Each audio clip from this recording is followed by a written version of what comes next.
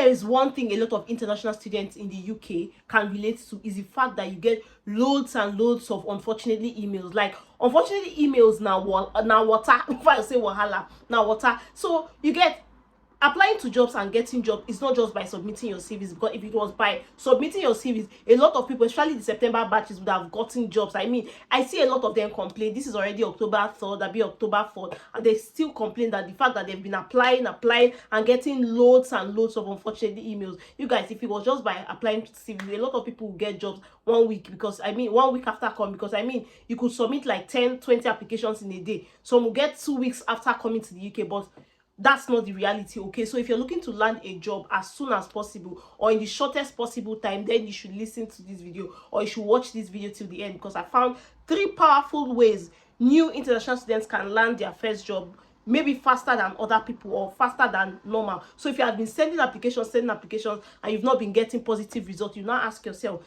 when does this end? Okay, so listen to this video to the end, and I promise you, you would land your first job as soon as possible. But before I continue, please give this video a like. I mean, like this video, give this video a thumbs up. I use God's name to beg you, okay, because it tells the algorithm that it is important and informative, and then other people will benefit from it. Please like this video, and thank you. So before I get into the 3 very important, the third one is very, very, very important. Okay, before I get into these 3 points, I want to tell you about AMBA students. You guys, I've been talking about AMBA students. Would I get tired of talking about AMBA students? No, because I have a couple of friends, I know a couple of people who are currently in the UK, and they've been house hunting. The time they're supposed to use to look for a job, or the time they're supposed to use to read or go to school, go to classes, they've been using it to house hunt. And if you know the UK terrain very well, you know that house hunting in Nigeria, it's way easier, but here house hunting is a very, very big deal. So you see, that's why I keep talking about AMBA. So in the last video where I talked about AMBA, somebody complained, or somebody said, oh, the AMBA houses are expensive, and I told her no. AMBA has a couple of cheap houses. So of course you see houses for £200 a week, you see houses for £232 a week, you see houses for £250 a week.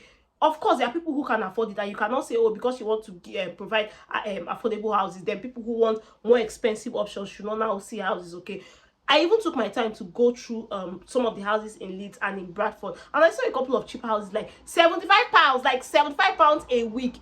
Multiply £75 by 4 weeks or 5 weeks, you know, is little. And then you know what? These houses are bills inclusive, so they are quite cheap, they are affordable. And of course, the proximity to school is considered whenever they are building student hostels, because there's no point building a student hostel and you are 2 hours away by bus. It doesn't make sense. Okay, these houses are cheap, these houses are affordable, and then the paperwork there is little or no paperwork, instant booking. If after booking and paying your deposit you say, oh, I don't want to stay in the house again, they refund your money. Okay, so AMBA is not as expensive as you think. It is cheap, bills inclusive, all facilities right in the house. You have your kitchen, you have your electricity, you have your internet, everything in the house for that affordable price. Okay, and then I noticed a new feature too, where you can discuss with the house expert. You can tell the expert, this is what I have and this is what I want to pay, and then they can now help you make choices based on that budget. Okay, so let us assume that you're tired of scrolling, because of course sometimes it's tiring. You want to just sleep, you're tired from school, you're tired from work, you want to just sleep. Okay, so speak to your house the house expert, include your name, your email address and phone number, and they'll get back to you. So you can now speak to this person, tell them your preferences, tell them your budget, whatever you want, and they can pick a house that best suits you. Okay, so choose AMBA today, because the winter is coming, and it's not be nice that the person you're squatting with will just tell you one day, oh, please, I can no longer accommodate you. Can you go and look for a place? Doesn't make sense. Okay, so choose AMBA today for peace of mind. Okay, if you have any other question, probably you can drop it in the comments, and of course I'm going to respond either with a video or respond to your comments. So now let's talk about the 3 most important things to consider the 3 most important things to do to land a job faster as a new international student in the UK. The first thing is referrals. See, I always say that the UK is very similar to Nigeria. You see all the things we do in Nigeria, because these people are colonial masters, they do practically the same thing. The only difference is that in Nigeria there's a bit of corruption like in between, but here they just do it like straight to the point. Referral is very important. They take referral, you know, as, in fact, a referral, I said in one of my videos that if somebody refers you to a job and you apply to that job, you have earned yourself an interview by default. So if you're applying to a particular job and they tell you, were you referred by a member of staff, and you said yes, they ask for their names and you put in their full names, automatically, I'm not saying by chance or maybe, automatically they would invite you for an interview. Why? Because these people randomly, they just believe in the UK, employers just believe that if I'm a good staff, for instance, and I tell them, oh, I have a friend who is willing to work for this company, they just assume that if me as a good staff can have a friend, that means that friend is most likely going to be a good staff. And recruitment process costs them money, it costs them time. So if they get that good staff referred by him, they will say, okay, fine, let's give it a shot. They can interview you, and then of course you can get the job, and then you might even stay longer in the company and not leave as much as a lot of people just come go. Like I said, recruitment costs money and it costs them time, so they want to get the best hands as soon as possible, within the shortest possible time. So referral is important. Sometimes there's no vacancy, sometimes a company doesn't advertise vacancy, but they tell members of staff, oh, if you know somebody that does it, please tell me. Okay, you get. So some weeks ago, some days ago, where one of the places where I work, they just walked up to me and say, oh, please, do you know a chef around? We are looking for a chef that can work from 9 a.m. to 3 p.m. so you can ask around. I had to go on my group, or the Nigerian community group, to make that post. Okay, so that's the thing. Sometimes they don't advertise it, sometimes they just speak to members of staff. So what is my point? Referral is very important. Speak to people, talk to people, open your mouth and talk. You're not a stick, you are not an Iroko. Even Iroko tree self, if breeze blow, they swing in leaves. Open your mouth and speak to people. When you meet people, you say hi, hello, you introduce yourself. Tell them the fact that, oh, I'm job hunting, excuse me. I'm job hunting, I'm looking for a job. If you know anything, if your company is employing, please reach out to me or whatever. I can drop my number. Speak to people. Don't come and close your mouth and be accumulating mouth odor. Referral is very important. Like I said, they will not advertise these jobs most of the time. They just tell members of staff, meet people and tell them. You will be shocked at how fast you can land a job just by referrals. Okay, so it is very important. I remember even some days ago, I had to give the contact of one of the consultants from the agencies where I work, not even the teaching agency. I had to give the her email address to like 2 people. Because why? I just say, tell them that Udochi gave you your email. Basically, send your CV to this person. So when you send your CV to this person, automatically she wants to interview you. Automatically she wants, because she feels that, okay, if a member of staff has referred someone, then most likely they're going to be good. Okay, so speak to people. It is very important. So what is the second thing to consider if you want to really get a job fast as a newcomer or as a new international student in the UK? In addition to referrals, join community groups. I said it too in another video that attend churches, go to churches. If you're a Muslim, go to mosques, go to social gatherings, basically just to network. Me, I'm not even a fan. I'm sorry, I'm saying this. I'm not a fan of networking. When I go to public place, I just go do the thing I want to do and I'm home. But it's a very, very, very bad thing to do, especially for someone that wants something, for someone who is job hunting. My friend V will always say, now person will want something way in hand, the long pass you get. So if you are looking for a job and you attend a church, for instance, and they say first time I stand up, and you carry that your I wanted to say you carry that your small yash and sit on the chair. First time I stand up, you stand up. If they ask you, say, oh, please, I'm job hunting, in case any member of the church has an opportunity, that they'll most likely ask you, what kind of jobs are you looking for? Mind you, if you're in a particular church, for instance, in most Pentecostal churches, I know they do that because they want members and they want you to stay. They would likely want to help you. Mind you, there are people that have been in this country for like 10 years, 15 years, 5 years. So they know the nooks and crannies. They could say, oh, I know someone that knows someone. You might not get the job through them directly, but they will know someone that knows someone.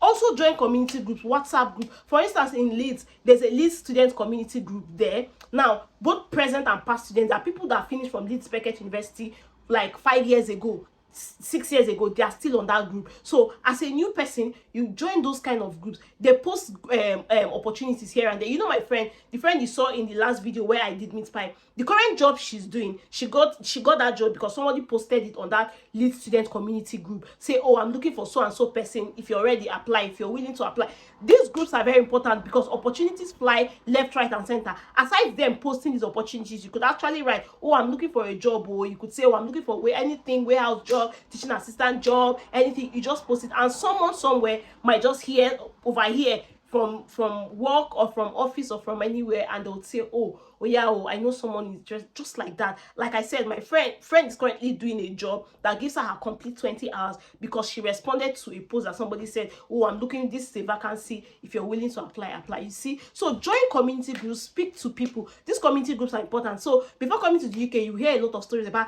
avoid Nigerians. So when you come to the UK, I've said it before and I'll still say it again, it is a big fat lie. The biggest people or the greatest people that would help you in a new country are people from your country. You see Nigerians, don't joke with them. We see Nigerians in the UK, it's a lie. I've received favors from them. I've met good friends. In fact, all the friends I have, anybody you see me say, oh, this person is my friend in this country, they are Nigerians. So don't mind the lies that they tell you that avoid Nigerians. Don't avoid no Nigerians. So the people will go put it for trouble, not be your fellow. Even if they put it for trouble, you better say I enter trouble for my fellow Nigerians. Okay. So the third thing, and for me the most important, or the very most important, is this third thing I'm about to mention. It's called what?